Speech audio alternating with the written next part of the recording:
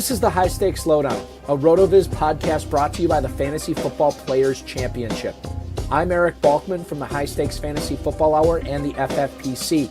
You can follow me on Twitter at Eric Balkman and the FFPC on Twitter at FFPC. Before we get into the show, I want to remind everyone that you can get a listeners-only 10% discount to RotoViz by using the code RVRadio2022. That's RVRADIO2022. Your subscription gives you unlimited access to all of the RotoViz content and tools, and it supports the podcast channel. Now, without further ado, here's the latest edition of the RotoViz High-Stakes Lowdown.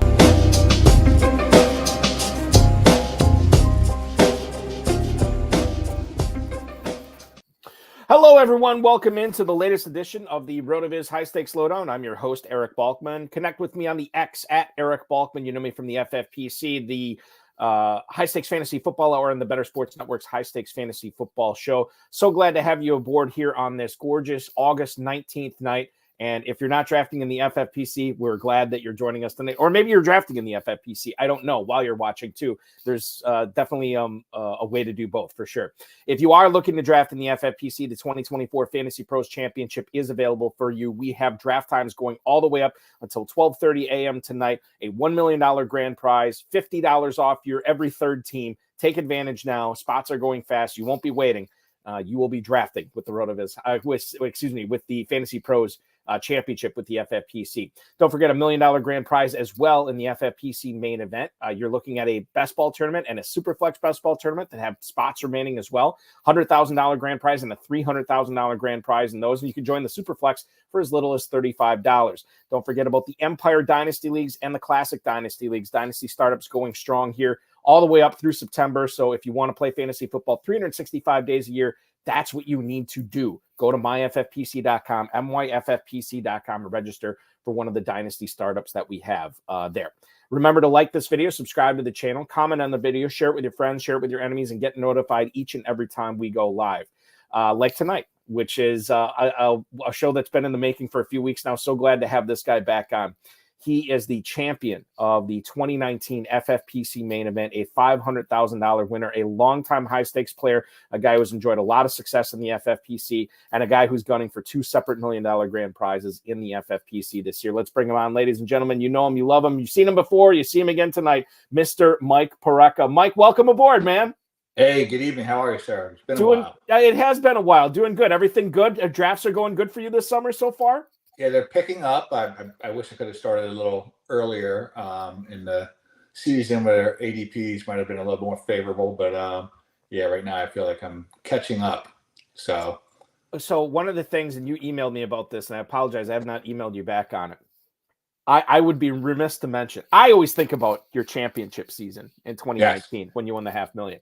But last year in the quest for the million, you almost pulled it off, man. 8th place overall in the FFPC Main Event last year. I think it's interesting because we as fantasy players, we always remember the losses or the near misses more so than the wins. Is that how it is for you? I mean, I know you're sort of like, it's fresh in your mind because it just happened last year. But do you remember last year's team just as much as you remember your championship winning team?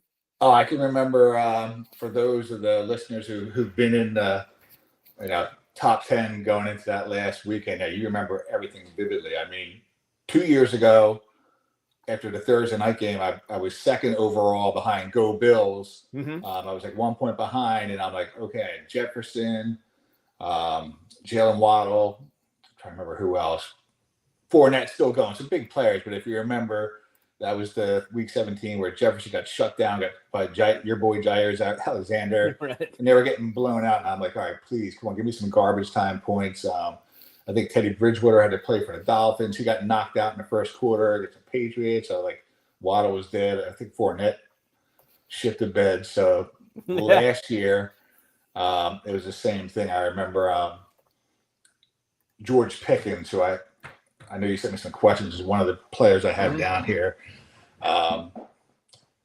Your question was, who am I targeting? Who I want on every team? He's one of them. But last year, you know how bad the Steelers were, and I had him on my bench week 16 when he went nuclear in that standalone Saturday game, dropped like 40 points when I was like 8th place then. I was like, oh God. So yeah, you remember everything. I was chatting with you. I had Purdy going against the Ravens that Saturday night, or no, it was Christmas night, week 16, where he got knocked. It's like 4 picks, got knocked out of the game. Yep. And I had Jordan Love as my backup quarterback, who I liked, but he was at Carolina. It was rain. All his receivers were like questionable. So I lost like another 20 points there. And then week 17, like same thing. I can vividly remember, like, okay, short week. Purdy's going East Coast to Washington for an early game. They said his elbow was fine, but I'm thinking Shanahan revenge against his old team with Washington, or another standalone game with Jordan Love that night. He was playing the Sunday night game against the Vikings, where same scenario where I won the $500,000. I had Aaron Jones going in the Metrodome, standalone game. But I didn't have the courage to go with Jordan Love. And I'm like, Debo, IU, Kittle, you know what I mean? I had McCaffrey too. So I'm like, after the Niners got embarrassed by the Ravens on Christmas night, I figured Shanahan would try to drop 40 on the Redskins, but McCaffrey got hurt.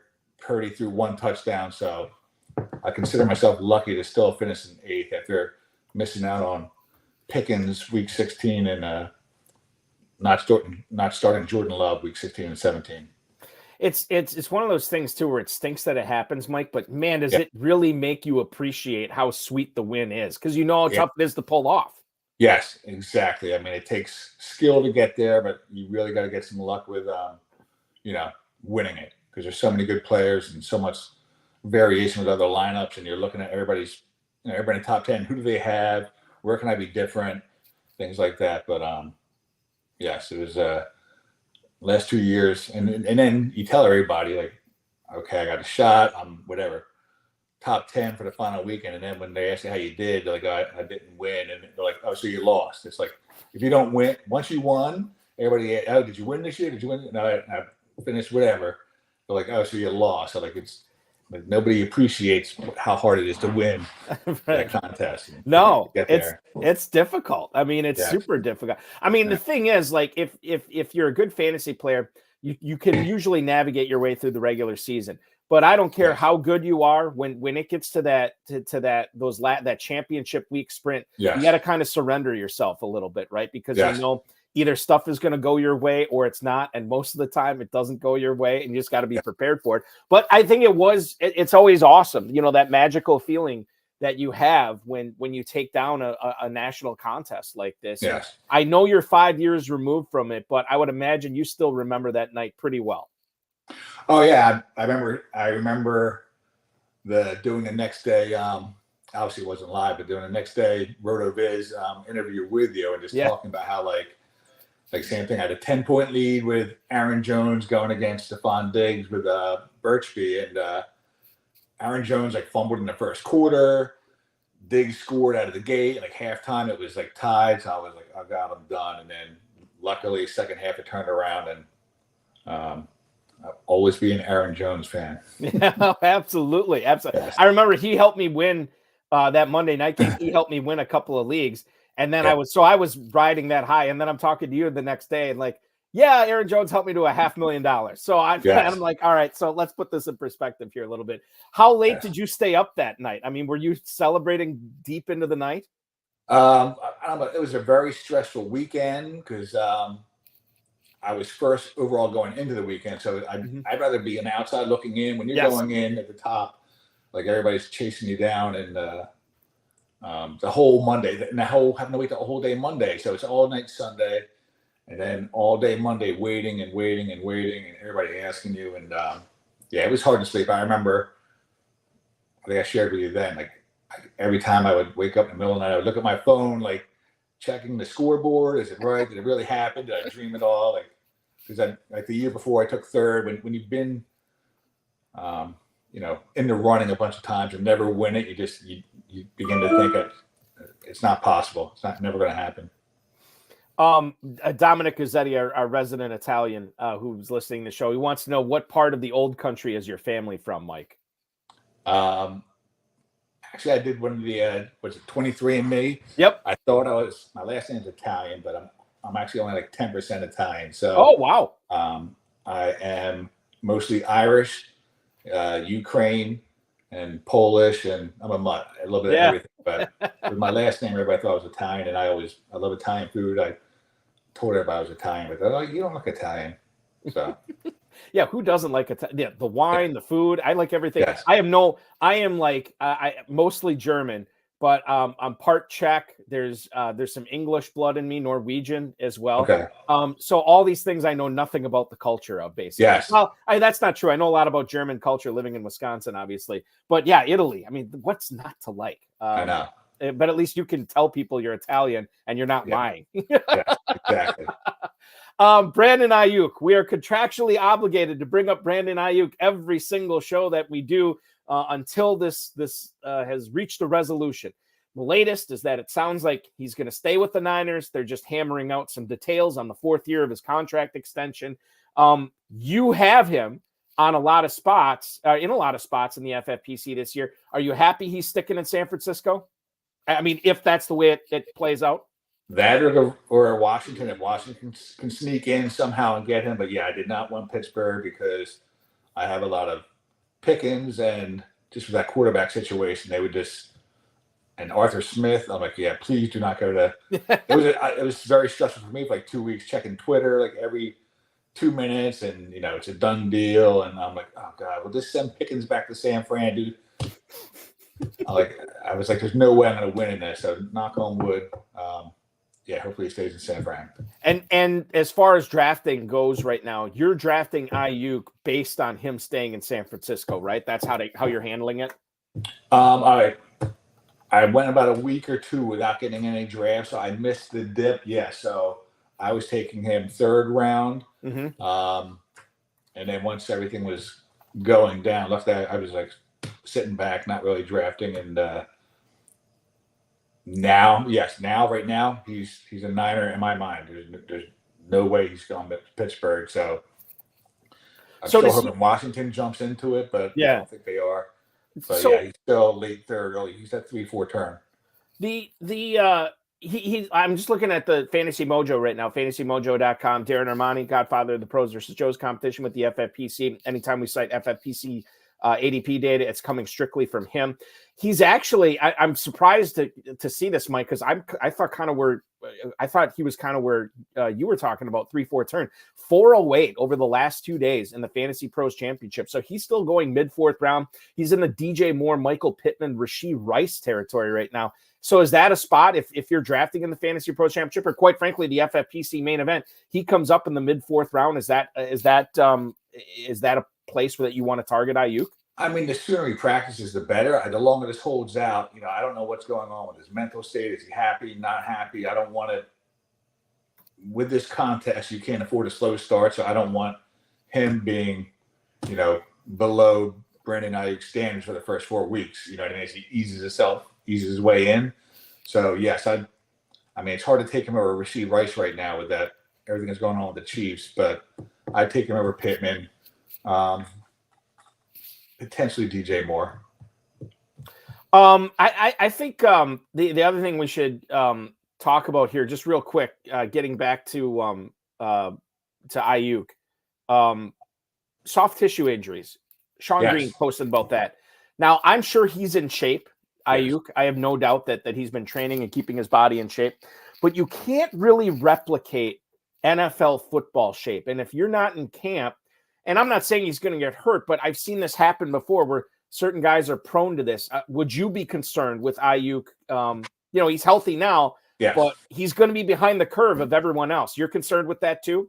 Yes, just because they have Debo, they have McCaffrey, they have Kittle. There's no need to force him. Like once they get him in, like, okay, we can't win without Ayuk. They have other stars there, but everything about his makeup looks like, Debo's a workout freak. McCaffrey's a workout freak. Those Niners are all in great shape. But Bosa, I find it hard to believe he's not in great shape. And Shanahan and Lynch would know if he wasn't in good shape. So I'm sure he's in shape. But, there's game condition. There's all those reps, things like that. He's not getting hit, I'm assuming. I don't think he's doing anything out there. So, which some people may view as a benefit. He's not getting hurt, potentially. But, yes, I'd be concerned.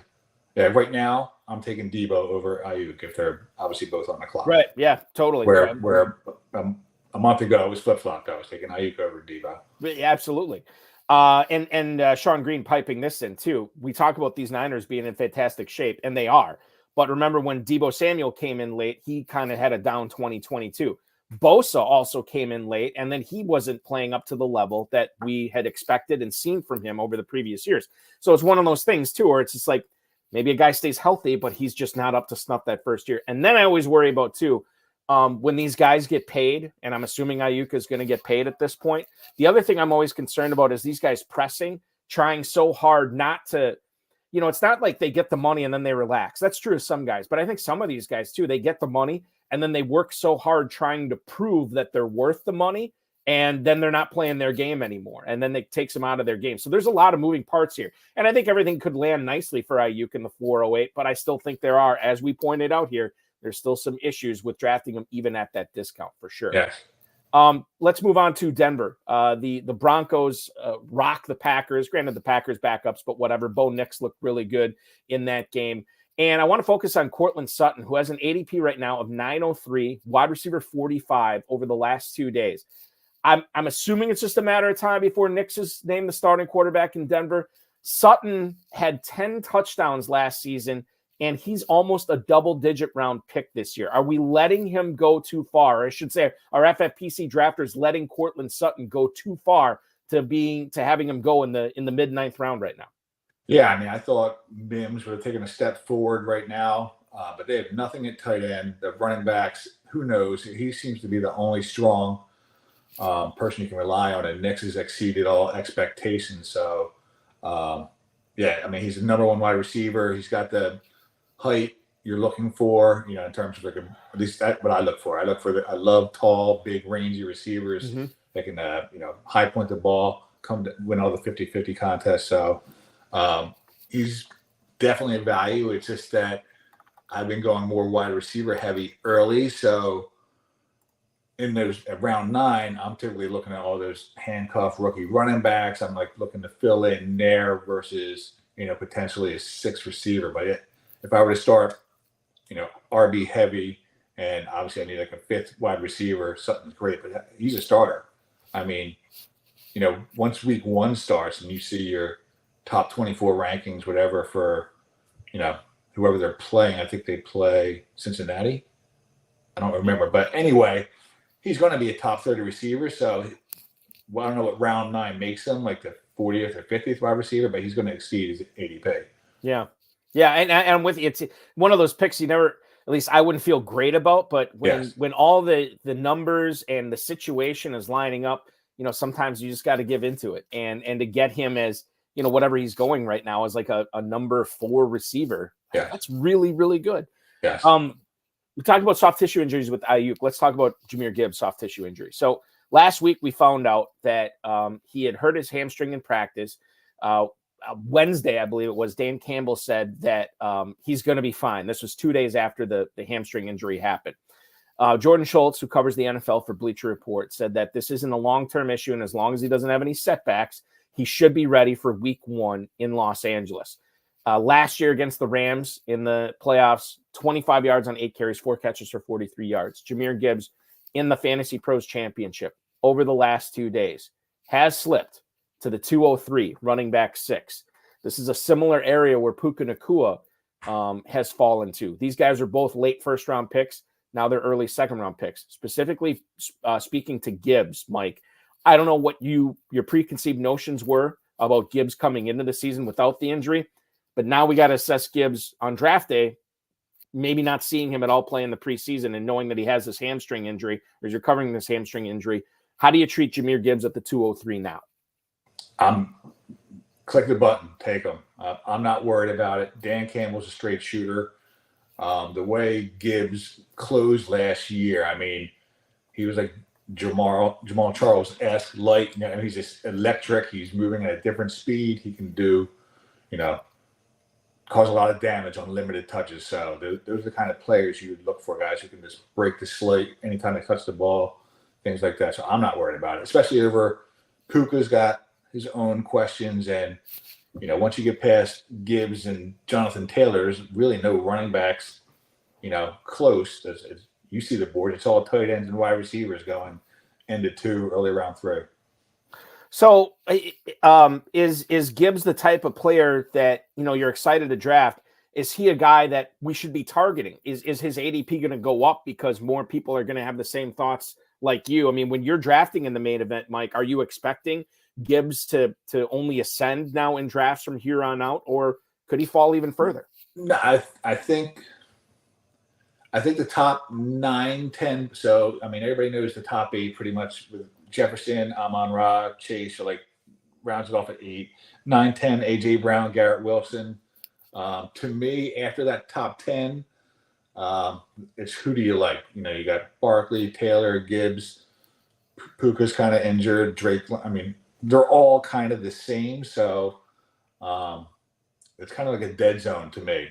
I don't love being at the 12 hole, but I mean, you can't go wrong with starting Barkley and Jonathan Taylor if you wanted to, or Marvin Harrison, or reach for one of those tight ends there. But to me, it's a 10-player draft right now after Garrett Wilson with the Gibbs injury, and 11, 12, 13, 14. It's pick your choice. Who do you like? There's no consensus in my mind. Right. Yeah. And I think that people, I know a lot of people have been upset with the 12 spot this year because they feel like that it's not like the 12 spot in years past where there's usually some value there. I still think there is, especially when you're considering tight end premium. I think that, and kind of the way that you just hammered it home, Mike, think of all, people may not like the 12 spot, but you just rattled off like 7 or 8 different ways to go from the 12 spot. That's what makes it so great. If value falls to you there, then perfect. If it doesn't, you still got a lot of options. Yeah, there's nothing in my mind. There's nothing wrong with Barkley, Taylor, Gibbs. One of those receivers are all fine. It's just everybody feels like you want to feel like you're getting value for the ADP. You're not, you can do one draft where Barkley goes 11, do another draft where he goes 16. You know what I mean? Like the top 8 or 9 is always the same top 8 or 9. That 11 through 16, anybody can go. Speaking of running backs, Jonathan Brooks, a guy who is not going in the first couple rounds, but maybe if he has a great 2024, we could see him skyrocket up there the following year in the way that Gibbs did this past year. When you look at Jonathan Brooks, running back 30 at the 807 right now, he's one of these players that I think obviously is going to get off to a slow start, may not be ready for the start of the regular season. But when the money weeks happen in December, Mike, this could be when you love having Jonathan Brooks on your team as either a flex or maybe your second running back. You just got to kind of put up with some stuff in September where you got to count on other guys. Jonathan Brooks, running back 30, 807. How much value is there for you right now with him? Yeah, I'm not risk averse at all, and you can easily take, Chuba, however you want to call it. You can take him to cover you the first 4 or 6 weeks. There's plenty of guys. Jerome Ford should be strong out of the gate. There's a lot of other ways to go. If you want to go wide receiver heavy and hero RB, and then if Jonathan Brooks is your second RB, that's fine. And you can hit whoever, Brian Robinson. There's a lot of guys. Like I was saying before, that 9-10 range, there's a lot of running backs who can be an RB2 for you if you want to go heavy with a wide receiver, tight end, quarterback. You talk about you don't want to be risk adverse. Permar 99. Jonathan Brooks is a league winner. End of discussion. Must draft player. Move on. If he's a must draft player, why is he going so low, right? Because I'm kind of with Permar on this. I think this is a guy that could really blow up at the end of it, blow up in a good way at the end of the season. And if I get to that 8th round, that 9th round, man, that's when I start, doing a little home run swinging, especially with players like that. And I feel like drafting risk adverse is fine if you want to do it in the first couple rounds. But at some point to win a national contest, Mike, as you know, because you've done it, you got to start taking some chances. And Brooks is a good guy to take a chance on this year. Yeah, I mean, I'm guilty of taking him in the 7th round when I started drafting like a month ago. So, yeah, I'm not happy that – I am happy he's in the 8th round, but I feel like if I had waited a little bit longer, I could have got a better value. But, yeah, I have a decent amount of shares of him too, because at that time, 7th round, I'm like, yes, he should be an RB1 when he comes back healthy. You just got to get there, get through his first 6 weeks. And drafting, you don't draft scared, obviously, Mike. Is that sort of like a way that you've been kind of an aggressive drafter in the high stakes space over the years, where you're not afraid to take chances on a guy? You just said Jonathan Brooks is a perfect example. You were taking him in round 7. Now he's going in round 8. You're getting your guys. And I think that that's something that it's kind of a nuanced thing, but more often than not, are you going to draft the player that has the higher ceiling rather than the player that maybe has the higher floor, but kind of a limited ceiling? I know it's kind of a weird question, but how do you normally attack drafts in that manner? There's no wrong answer. Both ways work. Some people, want to grind out. They don't want the risk. I'm fine with it. That's how I lean, because I don't want to look back at the end of the year and go, oh God, I was like, whatever. Right. Number 1 seed in the playoffs. Become playoff time, I run up against Jonathan Brooks, who's dropping 30 on you, and I'm rolling out Brian Robinson, who got me 14. You know what I mean? It's like, yeah, I'll always take the upside player. Moving on to another rookie running back in Trey Benson. He is running back 41 right now, I think, if I remember correct. Yeah, running back 41, 10.09. Gus Edwards, Rico Dowdle, Jalen Wright, Ezekiel Elliott. These are all the players going around Trey Benson right now.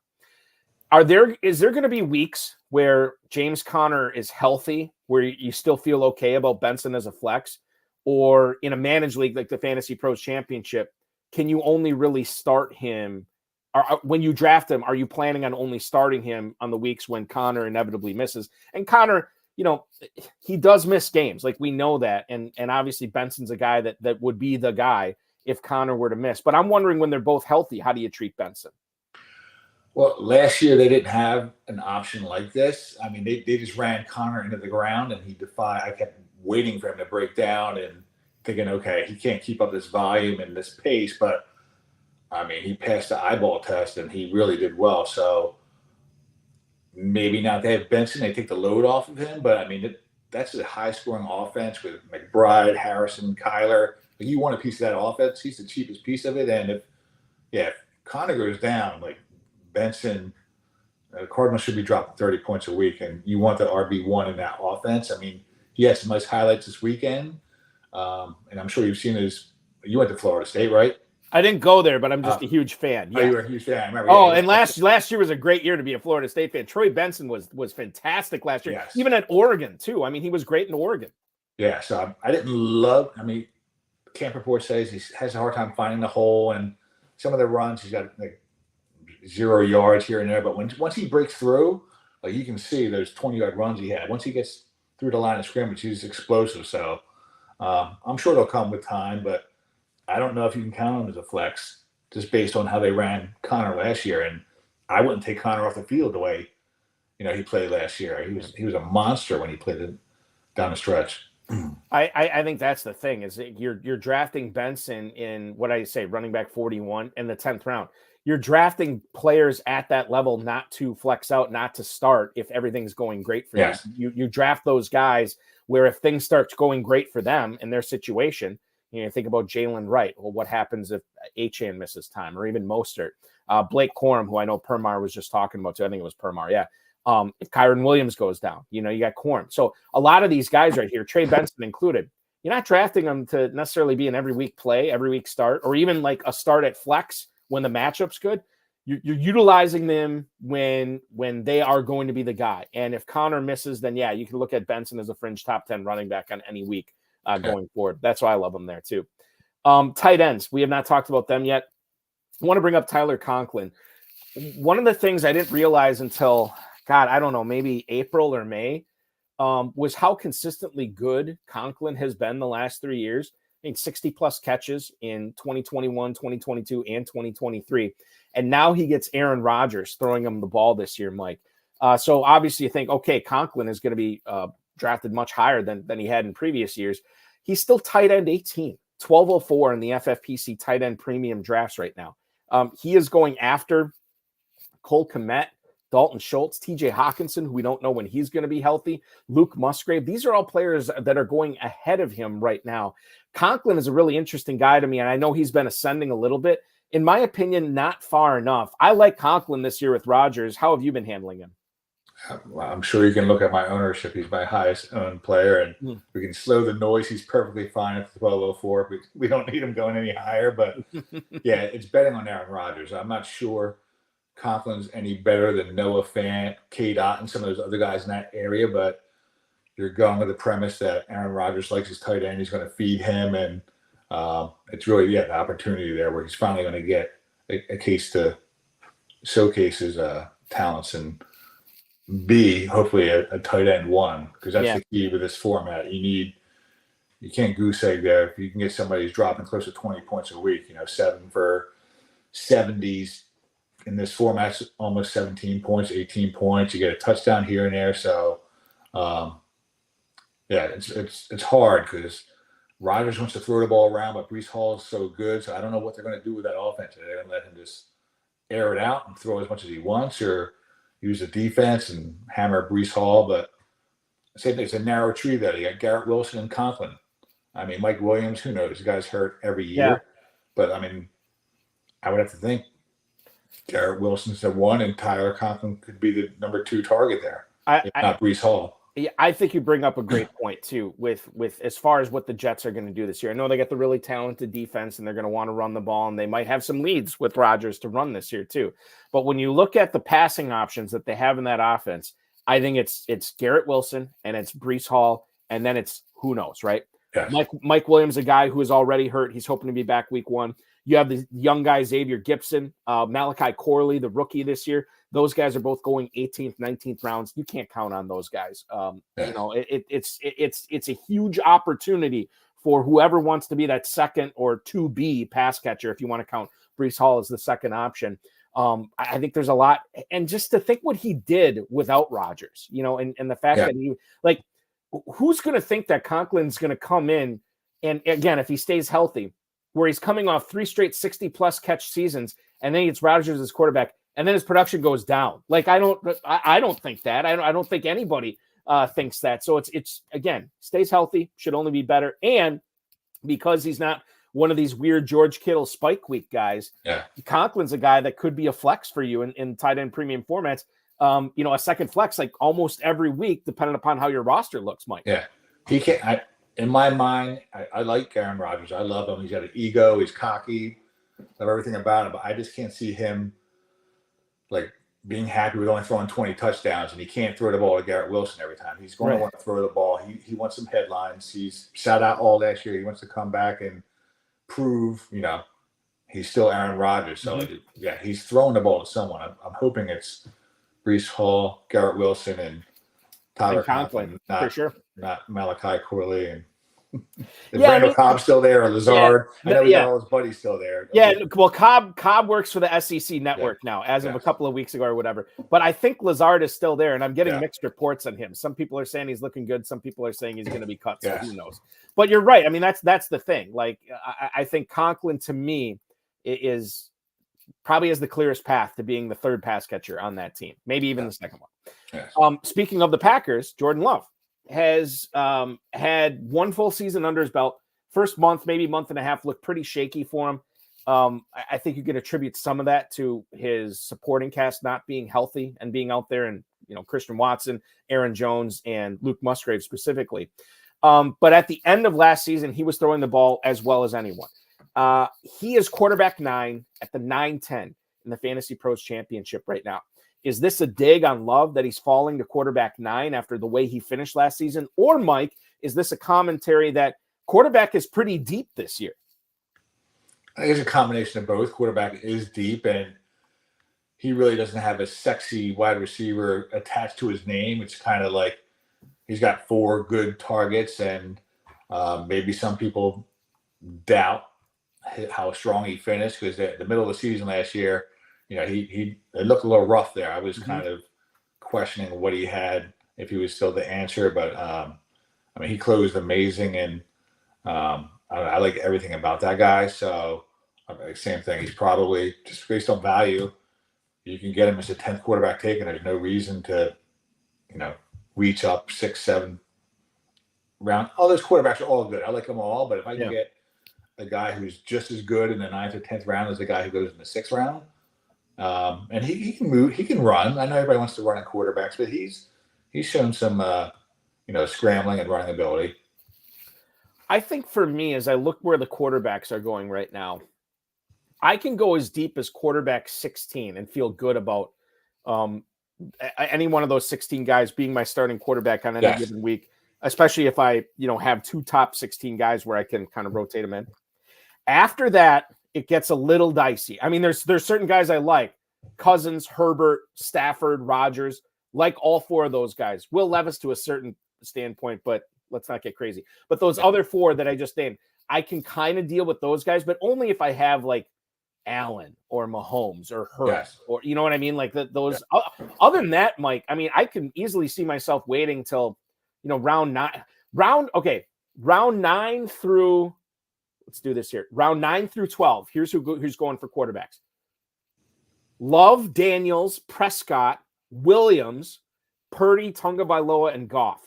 I know I'm gonna have a bunch of leagues this year where I have 2 quarterbacks in that little glut of 6 right there, and feel pretty good about my chances.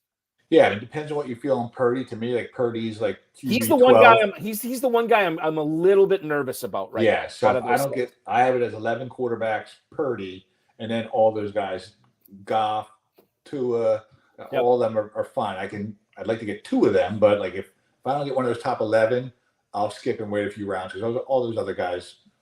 Everybody has their quarterback, and typically people don't double up in quarterbacks in this format in the top 11, 12 rounds. So you can punt QB if you want to stack RB, wide receiver, tight end, and just roll with Goff and some of these other guys. Question from the chat. We'll go to Permar99, Mike. He wants to know, does Carson Thor Steele overtake Clyde Edwards-Helaire as that Chiefs running back that you want to have? Who is the guy that you want in that Chiefs backfield behind Pacheco? Is there value there? Or if Pacheco goes down or misses any time, do you think Andy Reid kind of mixes and matches and makes all those guys kind of irrelevant for fantasy because you don't know which guy he's going to go with? How have you been attacking the backup running back situation in Kansas City? Or how do you plan on attacking it going forward?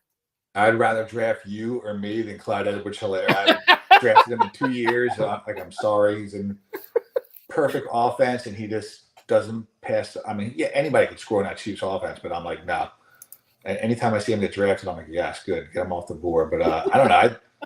I'd go with Deneric Prince still. Like, I don't know. They talk about McKinnon could still come back. I mean, that role is valuable, and Pacheco takes a beating. He does not shy away from contact. You got to think somebody's going to have a role in that offense at some point this year, and I don't know who it is, but for round 18, I'll take Prince right now. And then they'll probably sign McKinnon or somebody. It's one of those things where you kind of want to take stabs at it, right? Yes. But you just we don't know at this point. We may not know until after the season starts. Yes. Too. Even then, we may not know. So it's Clyde Edwards-Helaire winds up winning somebody $1 million, and I'll be fine with it. You're at peace with it. I am too. I am too, for sure. For anybody who is watching this and thinking about playing in the FFPC Main Event or the FantasyPros Championship for the first time, knowing that they're not only drafting against 11 other players, but they're going to be competing against thousands of other teams in this national competition. Mike is a former champion, a guy who won $500,000 doing this. What's the best piece of advice you can give a new player this season? I mean, just go with your gut. Don't be afraid that you're going against all these, top players, and be conservative. Just, go with your gut. And there's nothing worse than drafting a conservative team and then being like 4 weeks into the season and you hate your team. You know what I mean? Like, oh, I should have took this guy. I liked him, but I didn't take him. No, just take who you want, when you want. And that way, I'll be happy. If I lose, fine. But there's nothing worse than taking somebody you don't love just because the ADP says so. Oh, yeah. And then you're stuck with them 4 weeks in. Like, oh, God, why did I take this guy? My co-host on the HSFF Hour, Farrell Elliott, always says, if you draft via ADP, you're going to – if you draft via average draft position, you will end up with an average team. Yes. You got to know when to take your swings. I think that's what's so great about the FFPC, too, when you have not only tight end premium, but you have the fact where you only have to start 2 running backs and 2 receivers, and then you get 2 flexes. It allows you to build teams in all different ways. And if you feel like you're a sharp drafter and you can roll with the punches and let the draft come to you, you can draft some pretty dominant squads, knowing how flexible you can be with your lineup on a day-to-day basis, which also allows for what you're saying, go get your guys. Draft the guys that you want to root for. Draft the guys that you think are going to be doing best, not because somebody else thinks like, oh, well, Yes. Jalen Warren's actually going ahead of, whatever running back. So I'm going to take Warren, even though I don't like him that much. That's not fun.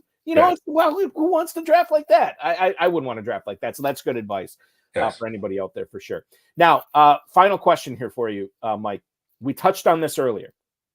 A player, let's not talk about the fade right now. Let's talk about a player that you're trying to get on all your teams.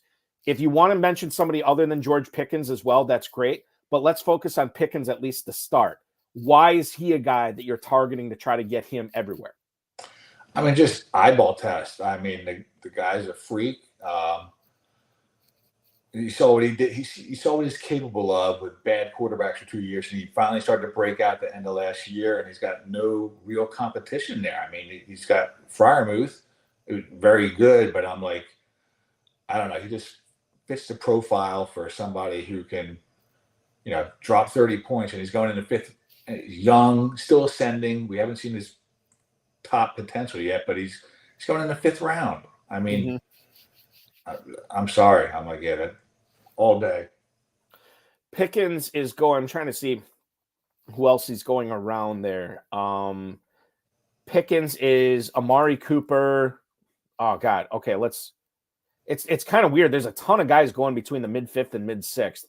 So Pickens is going at the 5-6 turn, right?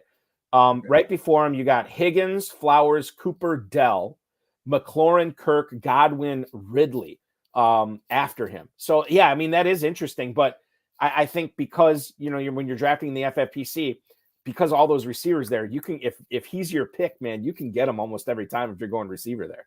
Yeah, I mean, I would be thrilled if he made it to the 5-6 turn. But I think everybody got spooked because of the whole Ayuk thing going to Pittsburgh. Right. That's what dropped him. So I was taking him 4 or 5 turn before, but I'd be thrilled to get him to 5-6 turn.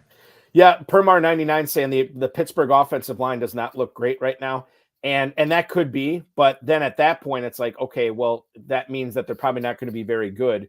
And it could be a lot of passing this year. Warren's got a hamstring injury. Maybe he's got a hamstring, yep. I mean, trust me, I despise Arthur Smith. I have zero faith in him. And that's in the back of my mind, but I don't know. Round 5, I'll take my chances. Yeah, we like who we like, right? Yes. And we like them for a reason.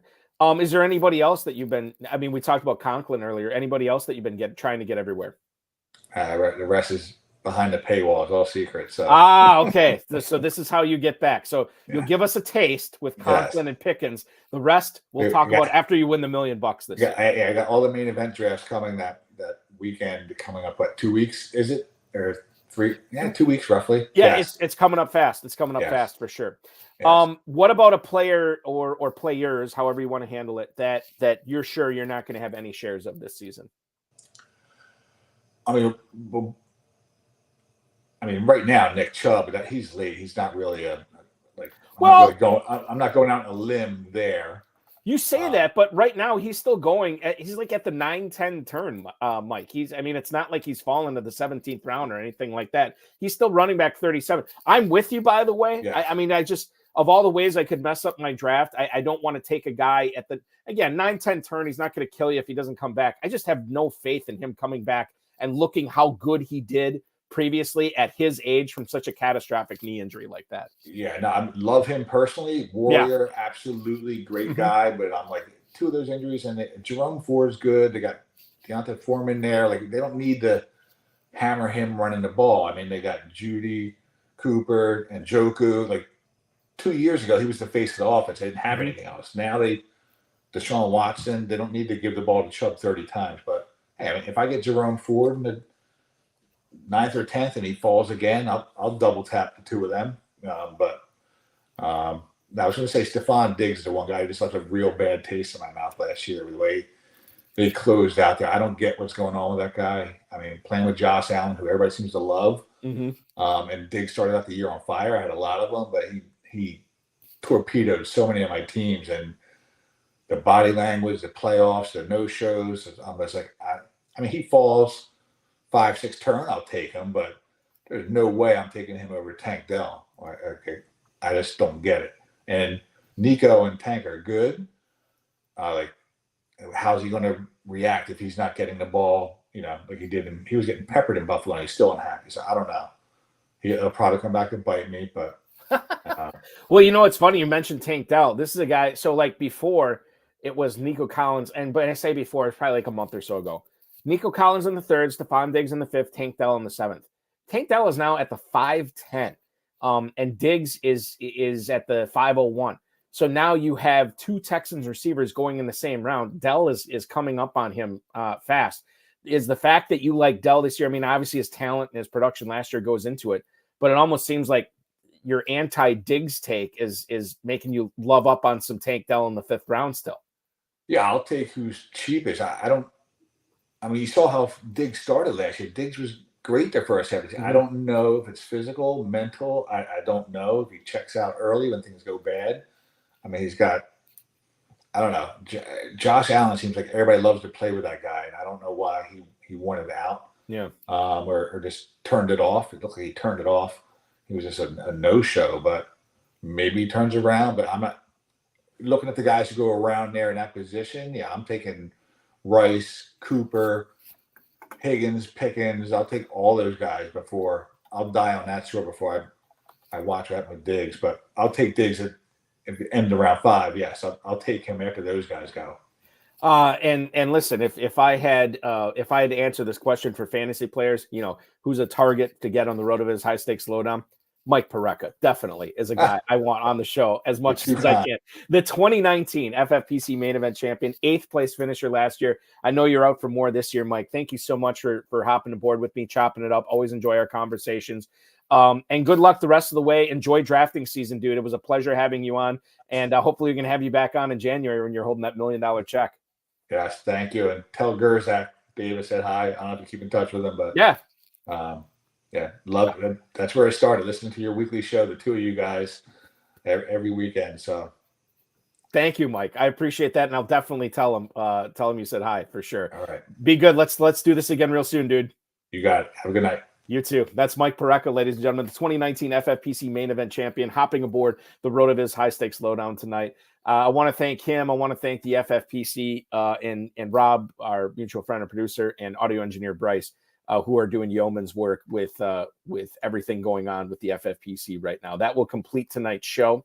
I want to remind everybody that if you're looking for some action, plenty of action over in the FantasyPros Championship tonight, myffpc.com is where to go. You can get $1 million grand prize, $50 off every 3rd team. We have drafts available at midnight tonight. 4 spots left in that. That's going to fill up quick. And then the 12:30 a.m. draft is also filling. We already have somebody. We just posted that in that let's like 45 minutes or so ago, and that one's already got somebody in it, so that one's probably going to fill as well. 2 more options tonight, plus the slow drafts. Special reminder, the FFPC will be ending all 6-hour slow drafts this week at some point, so make sure if you want to get in a couple more 6-hour slows, you're signing up now at myffpc.com, whether that's the FantasyPros Championship or the FFPC Main Event, or the Superflex Best Ball Tournament, or the Best Ball Tournament. All these drafts are filling fast right now. More drafting, no waiting over at myffpc.com. Don't forget about the Empire Leagues and Dynasty Startups. Again, myffpc.com is where to go. Remember to like this video, subscribe to the channel, comment on it, share it with your friends, share it with your enemies, and get notified each and every time we go live by clicking that little bell in the corner of your screen. Now, as a reminder, here's what we got going on this week for our podcast and our live stream. You are looking at live Fantasy Pros Championship draft coverage tomorrow. I believe it's tomorrow. Yes, I'm looking it up right now. I apologize for this. I should have had it in front of me, and I don't. Tomorrow, it's going to be a special one because we are looking at Abib Agbatoba, the back-to-back Fantasy Football Guys Championship winner in 2019 and 2020. He is going to hang out and call the action with Aiden LaCourie beginning at 9 p.m. Eastern time tomorrow night, a live Fantasy Pros Championship draft. I'm not sure if he's drafting in that or if he's just covering it, but Abib will be on that. You won't want to miss that. He's fantastic. Then on Thursday, Better Sports Network's High Stakes Fantasy Football Show. It will be myself and Connor Allen from 4 for 4 football, fantasy football, from 7 p.m. until 9 p.m. That night. We'll be talking about everything you need to know for all your drafts. So that will be awesome. Friday night, I will be live at the Kentucky Fantasy Football State Championship, broadcasting. Normally go earlier on that night. We're going to go regular at our regular 10 p.m. Eastern time start on Friday night. Special guest host for that one. So be watching the FFPC mailers and, of course, our live draft cover, our live YouTube streams, and you'll find out who that is coming up on Friday. We'll also announce our hype guy for 2024 on the HSFFO. That's always fun. The RotoViz High-Stakes Lowdown will not be back until September 10th. We are going to go back to our weekly RotoViz High-Stakes Lowdowns starting September 10th. Every Tuesday night we'll be live. And I already have the first guest book for September 10th. It's 2016 $250,000 Football Guys Players Championship winner Mike Kuzma, Rampage himself, who put up a 236 in the final week of the championship round to win that $250,000. He will join me on that program again September 10th. That's a Tuesday at 10 p.m. Eastern time. Want to thank everybody for watching, streaming, downloading. You are the lifeblood of the show. Keep it up, and we will keep churning out as good of a product as we can. Happy drafting, everybody. Take your shot at $1 million with myffpc.com today.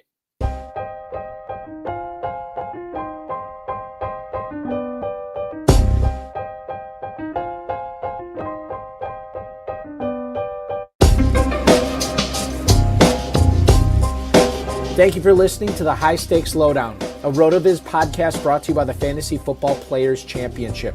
And thanks to Grapes for our theme music.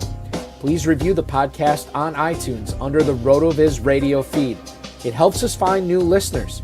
Contact us via email, rotovizradio@gmail.com. We'd love to hear what you think, and follow us on Twitter at RotoVizRadio. And remember, you can always support the show by subscribing to RotoViz at a 10% discount through the NFL podcast homepage, rotoviz.com/podcast.